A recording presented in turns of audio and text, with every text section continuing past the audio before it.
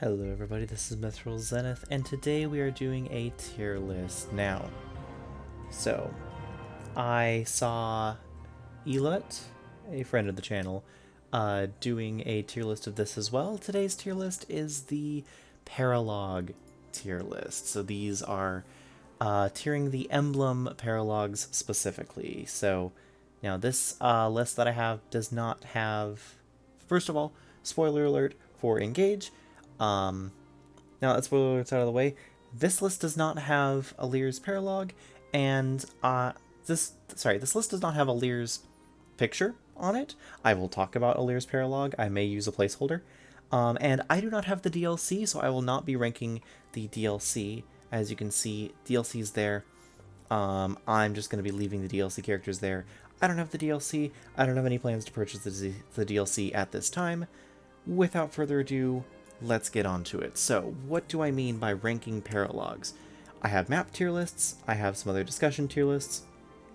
I like exploring things and explaining why I like things, why I don't like things. And the Emblem Paralogues have a lot going for them in my mind. They are reference maps. They are cool, unique ways of using certain mechanics. They pit you against the emblems in situations that are potentially, optimal for them. They can be interesting. They have a lot of potential. I am going to be judging them based on how difficult I found them, based on the references that I particularly enjoyed or did not enjoy about them, based on just kind of the quality of the map in general, and based on, ultimately, if I didn't care about, assuming I didn't care about getting the emblem powered up, how likely would I be to just play the map again for the map's sake? Without further ado, let's get on to it. Marth's Paralogue is not a strong start. I like the map. I like the idea of the map. I like that there's a lot of references in the map in terms of several enemies have extra life bars. They're kind of like several mini bosses. Like there's one that's clearly supposed to be Astram, clearly supposed to be George. There's the whole squad, which is supposed to include, I assume, Merrick, Doga, Gordon. There's no Cain and Abel and Jagan, so that makes me a little sad. I don't mind the map. I don't particularly care for the way that some of the stuff was handled. Like, thieves on turn one, thieves will get the treasure on turn one. In order to make up for that fact, they just made the treasure not great. So it's like, okay, there's an elixir, there's a tonic, there's a silver great axe, and then there's some fourth item that I honestly don't even remember and probably don't care about. I think that the sheer number of heroes and as well as snipers and then the thieves, blocking all that is excessive. I know that this was excessive in the base game, but it is very excessive in this game when heroes are so strong. I think that the boss's room is very strong, but in a good way. It's one of the very few times in the game where smash weapons were actually relevant, because I got hit by a smash weapon, knocked to the side, and they bypassed my unit, my Gold Mary, who was tanking, pushed her out of the way so that Ike's Great Ether didn't hit half the enemies in the room, and then just killed two of my other units. I think overall, there are strengths here. There's good potential in this map. I'm just unsure if it was executed the best. Maybe I'd put it B tier. I don't think it's terrible, but it definitely is on the lower end for emblem maps for me. Celica. Depending on what happens for you, it's is what it is. I think Celica's probably a high B tier as well. I thought the map was fun. With the on turn 3, I think it is, they warp the dragons towards you, or maybe it's just once you enter their range, they warp the dragons at you, and that was terrifying. Without that moment, I think the map is kind of bland.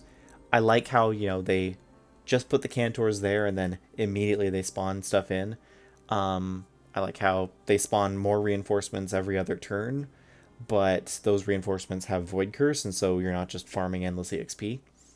I think it's interesting that you can lure Celica out. By the way, this is just kind of some music is just a mix of relaxing songs that I particularly enjoy, so enjoy it. Video game music, relaxing video game music. I think that the fact that you can lure Celica out turn 1 and just like cheese her and wipe the map is kind of more emblematic of how Engage handles its map design, and the boss kill doesn't really work so well with it. Other than that, I like the map. I had fun with it. Kind of wish it was a different map, but I still like what they did with it. It's B tier. Again, it's B tier. Sigurd's map was great. I loved that they just took kind of the most iconic piece of Chapter 10 and then had you play that with the Julius and Ishtar, you know, mages walking around, attacking your units. You had the first claim point. Once you claim that, a bunch of reinforcements spawn, and then Sigurd just spawns, just charges at you across the bridge while all the reinforcements stand there and do nothing, which I thought was kind of dumb. So maybe that kind of makes it A tier. I liked the map overall. I thought it was fun. I'm gonna bring these down a little bit to differentiate. I liked the map overall. I thought it was really great fun. It was really well balanced difficulty for when you unlocked it. It wasn't too bad. It wasn't overwhelming, but it wasn't like a walk in the park either. I liked it. It was fun. Leaf, there are one or two things about Leaf's map that kind of keep it from being S tier for me. And that's ultimately that I didn't get to play with, I didn't get to Sias. Ballista with like, what was it, like 13 range? Is 13 or 15 range Ballista are absolutely insane. I think it's really cool that they balanced them out to only have 3 shots, and then the archers were stationary on there, so you could just kind of walk in and kill them after that. But giving them... this taught me how dangerous Ballista are, because it's not just, oh, the Ballista has, 15 might and 80 hit. Or, no, it's the Ballista has 80 hit over top of what the sniper does, 15 might over top of what the sniper does, and 13 range. These Ballista are always going to hit. They are always going to deal an insane amount of damage, and you have no recourse against that. And then Leaf taking the place of Reinhardt with that whole Mage Knight squad was great. I loved all the references. Heck, I'm going to put it in S tier. I loved this map.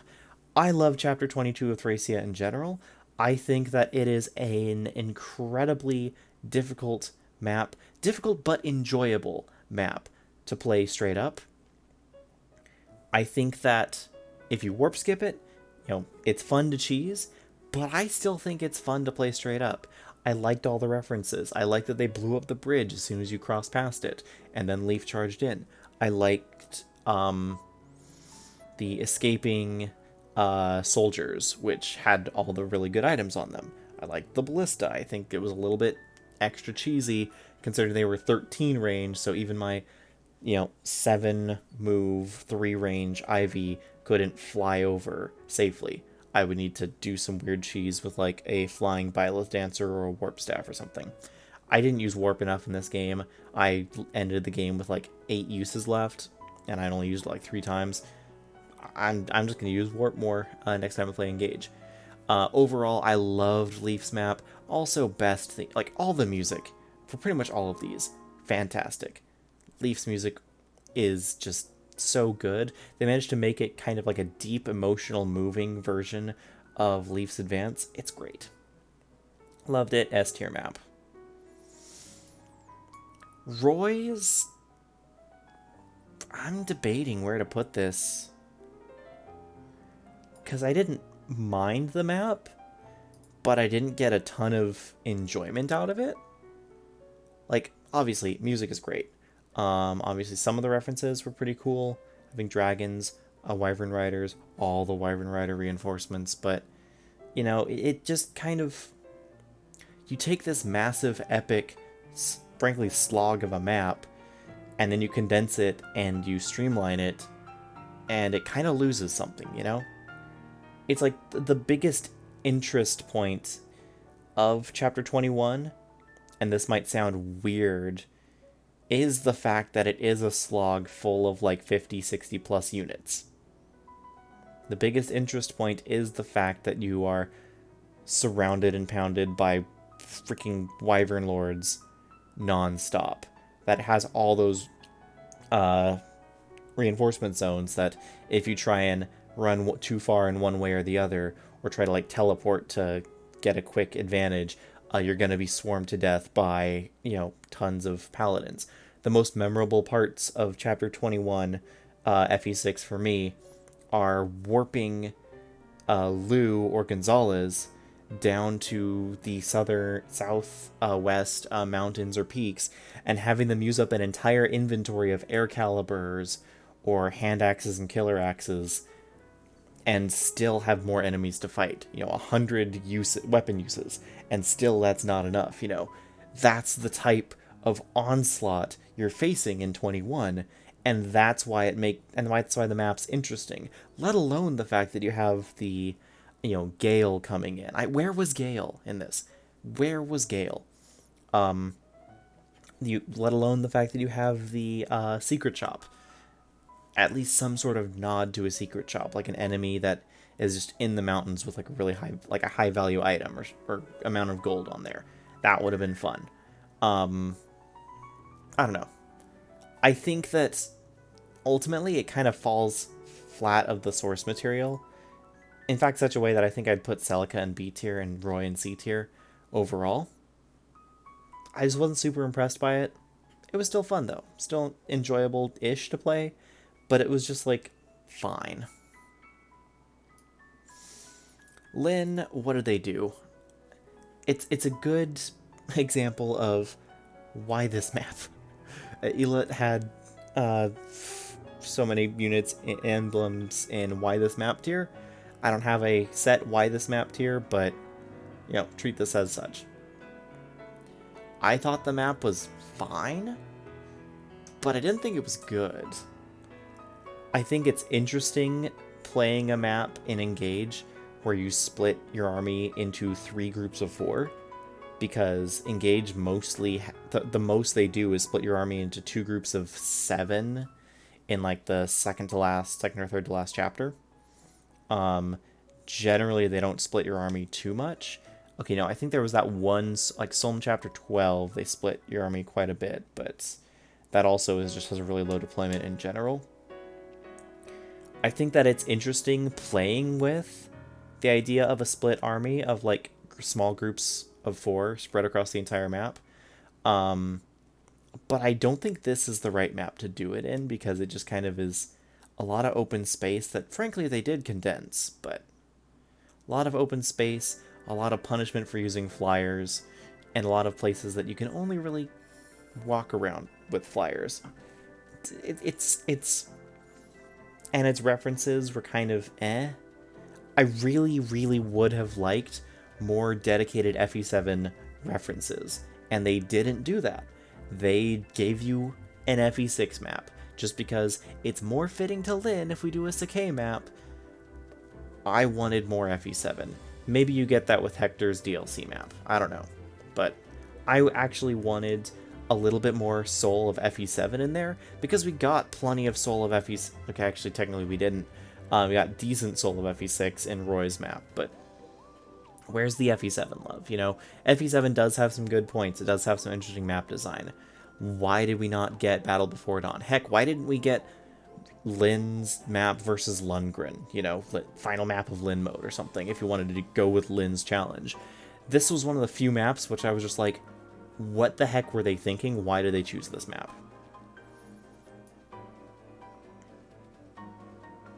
Erica, do I put A or S tier? I think in terms of difficulty, Erica is the hardest emblem map. It's a somewhat solid map. You start at the top and then work your way to the bottom, and you just play backwards through Sacred Stone's final map, versus Leon. You work your way backwards down. The references are pretty good, pretty on point in terms of that. They even have the Master Seal and Angelic Robe, although in this one it's a second seal. They have the Gorgons with stone represented by freeze staves. They have the area-based reinforcements spawning in, and those are the most terrifying part of the map. You know, heck, I'm putting it in S tier. It's terrifying, it's overwhelming, it's surprising. It is enough to, if you play split and you split your army down both sides and try to clear the whole map, it is a terrifying, very engaging experience. Maybe if you just throw your army down one side of the map, it's easy and boring. But, heck, it was a lot. The enemy reinforcements that come in that represent the Bone Walkers that spawn endlessly 3 at a time. The whites that spawn endlessly 3 at a time if you attack Leon but don't finish the job. Overwhelming. I was trapped in the treasure room on this map. You know, I pulled an Excelblum and trapped myself in the treasure room and barely held on. I used the freeze staff a ton. I was put in a position to use all my tools on hard mode, and I loved it. You know, it felt like a maddening difficulty map on hard mode. Granted, that's because I played it as soon as it was out. If you played it, you know, a couple chapters later, you probably didn't have anywhere near as much trouble. I was underleveled for it. I decided to do it. I paid the price. But it was fun and engaging, and I loved it. I think the references maybe are a little bit weak in it, so maybe that's why I would put it down as like top of A tier. But other than that, gameplay-wise, I loved this map, and I want more maps up. Like, they managed to improve upon a Sacred Stones map. Like, Leon's map and Sacred Stones, I think I gave it like a B tier or something. It's fine. But this map, easily one of the better maps in the entire game.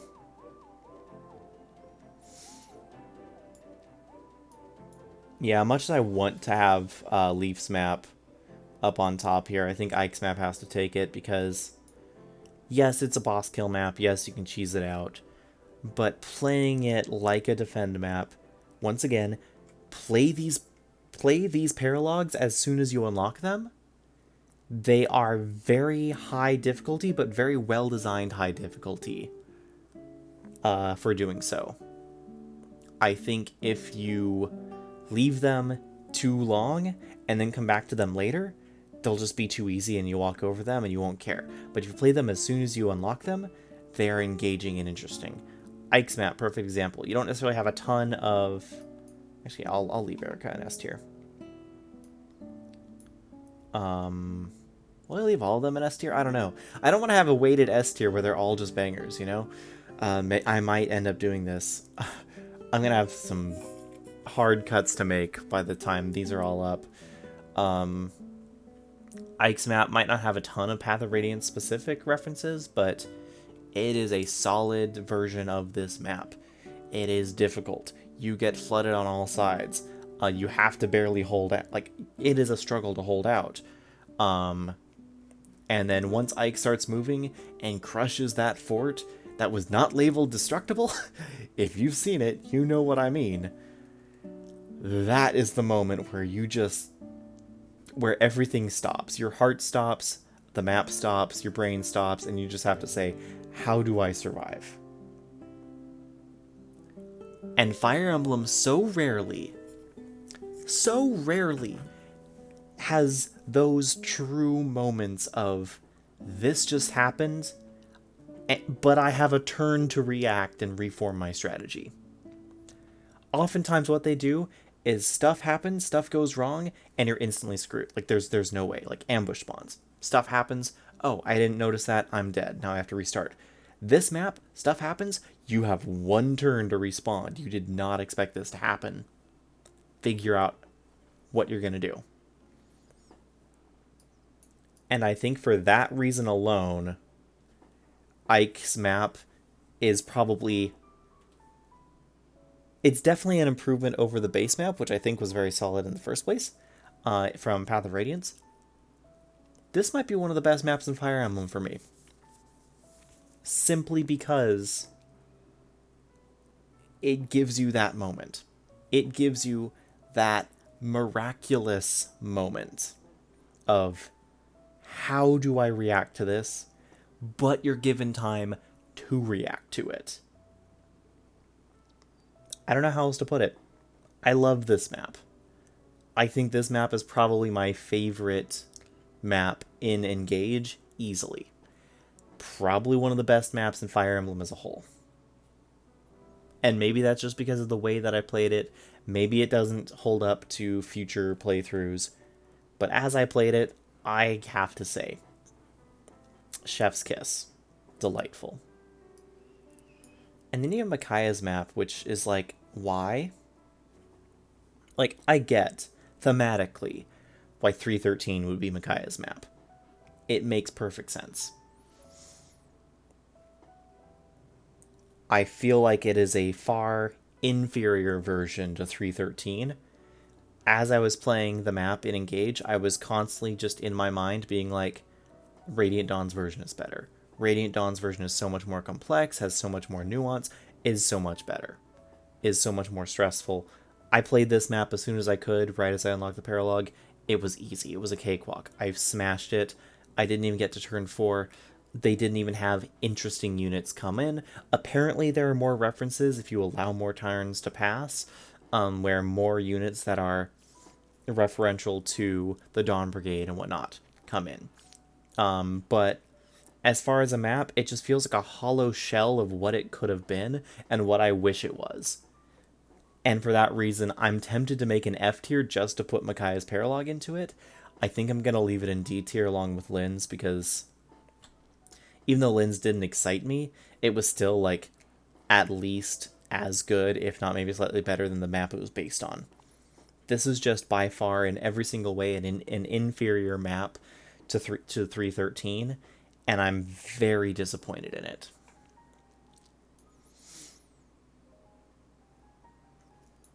I think Lucina's map was solid. Yeah, maybe that's what I'm going to do. I'll adjust later. I think Lucina's map was solid. I think it was very simple, but I think it was cut and dry and clean and did what it needed to do. Once again, if you play it right as you get it, you're not likely to have very many strong units. You might have a couple promoted units if you chose to early promote, which apparently Engage you really should. But the enemies are tough, the enemies are strong, the enemies have stats and silver weapons, and luckily they only come 2 at a time, but it's 2, 2, and then 3, I think. It's either 7 or 9 units on the map. I forget exactly how many. I think there's 9. Yeah. I think it's a fine map. I think it's a solid map. I like that it's a very quick map. So many maps in Engage are overwhelming in terms of, not necessarily overwhelming length, but they're long. They take a lot of thought. They take a lot of effort. I like that this was a very quick, clean map. I thought it was a fun map to play. I think I probably wish there could have been a little bit more to it if this is supposed to be Lucina's big reference map. But as far as it stands, it's not a bad chapter to reference. It's not a bad chapter to play. I enjoyed it. Solid map. Pretty fun. Corin, where do I put you? Because Corin's was probably the second hardest map in of these. Corin's Paralogue was the only map in Engage where I was worried I was going to actually run out of... Okay, Corin's and Erica's maps were the only 2 maps in my entire playthrough where I was worried I might actually run out of time crystal uses. I think there were more interesting maps they could have used for Corin, but I understand why they used the Crux of Fate map. I feel like, you know, the references were fine, the references were solid. I was able to easily point out, hey, that's supposed to be Ryoma, that's supposed to be Sakura, that's supposed to be Xander, that's supposed to be Camilla. I think Corin, the AI for Corin itself was really good, that she used her, not just her engage attacks, but her Dragon Vein abilities quite well. I tried to dodge tank with Zelkov, and Corin made sure that was not happening. I tried to tank with Louis and the enemy variety with all the mages, made sure that was not happening. The map is well designed from a standpoint of it is difficult, but possible, but achievable. You just need to kind of take it slow, take it at your pace. The fact that all the enemies crowd around Corin and move with her make it difficult to get to Corin. And then once you do, you have to make the decision. Do I try to wipe out all the enemies, or do I drill the boss? I think overall, I'm probably going to give it A tier just because I enjoyed playing it. It's not super full of like deep references. Maybe it's not the most interesting map they could have picked. But ultimately, at the end of the day, what makes a good Fire Emblem map is, did you enjoy playing it? Did you have a good time? Was it difficult and engaging? And I think for all of these maps, the answer is yes. Byleth's map is weird. I don't think it's bad. I just think it's weird. I don't know what I would have gotten had I kept all the crystals alive. I don't know, how many crystals I could lose before the game like gets upset at me or punches me or whatever. I just think it's weird. Having the enemies attack, first of all, enemies that are far stronger than your units are at the time of unlock. Getting warped by warp staves. One of the only times enemies use warp staves. But then having them deliberately attack the crystals. Most of them. Some of them will still attack your units on enemy phase, but a lot of the enemies will just attack the crystals once activated. I had a little bit difficult of a time parsing what the enemy AI was going to do. I wish that would have been a little bit more clear, that which enemies were laser focused on crystals and which enemies were laser focused on my units. Because outside of the dragons, I can't recall what units attacked me versus attacked the crystals on enemy phase, but I feel like some of them did. I like that the crystals have a lot of health, and so one attack isn't just an instant break, like it is in Three Houses, where one is an instant steal and then you need to track them back down. I felt like the map was interesting. I felt like it wasn't bad. I just kind of have to ask, it just left me a little confused, is what I'm going to say. So, I still think it's a fine map. It just left me a little confused, and I wanted a little bit more something. I don't know what I wanted from this map, to be honest. I didn't know what to expect. I didn't know what map they were even going to pick. The fact that they picked this map, I'm okay with. But it still just kind of left me wanting more in a weird way. And I'm not really sure what I would even want from it, but it just kind of didn't give it to me, if that makes sense. And with that, I think that's actually my tier list, because we have Ike in his own map. Like, that is probably some of the most fun I've ever had with a Fire Emblem map. You have these maps, which are great maps with great references, which were difficult and challenging to overcome, but were fun to play, and still gave me some like thoughtful moments of like, okay, how do I plan this turn? How do I overcome this set of enemies? Gave me some panic, gave me some serious rewinds in the case of Erica and Corin. Some of the more difficult but fun maps that I've had. B tier maps that were fine, maps that were pretty solid, maps that maybe were, I wish they were a little bit different, but they work. They work. Lucina's map is nice. It's kind of relaxing almost. Celica's map had some crazy moments with the warping dragons, but I think Celica's map is like, it has A tier elements, it has C tier elements, and so I think it averages out to B tier. And I think for Byleth as well, that's the case. It's like, overall, it's fairly tightly executed, but it's confusing, so it's kind of B tier. Roy's map is a little disappointing overall, so was Marth's.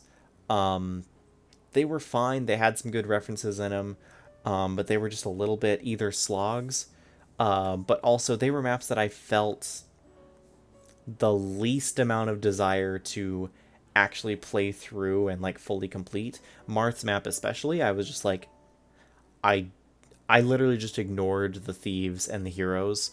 I was just like, the entire left side of the map, I don't care about you. I'm just going to focus on the throne room because the throne room was so difficult. I enjoyed the map overall, but I think that it needs a lot of polish in order to get into a state where it's interesting and enjoyable to play the entire thing instead of just to play the throne room. And then Lynn and Micaiah and D tier is just kind of sad, you know? It's just. Lynn's is why did they pick that map? Why did they pick that map? There are no good references to Lynn in it at all. No good references to FE7 at all, which is disappointing. And Micaiah, like I said, it's a soulless husk of what 313 was, and I don't find it enjoyable or interesting, and I was just kind of left wanting. Anyway, let me know what you thought about these maps in the comments down below. Let me know if you agree or vehemently disagree with my analysis and review of these maps. And until next time, this is Mithril Zenith signing out.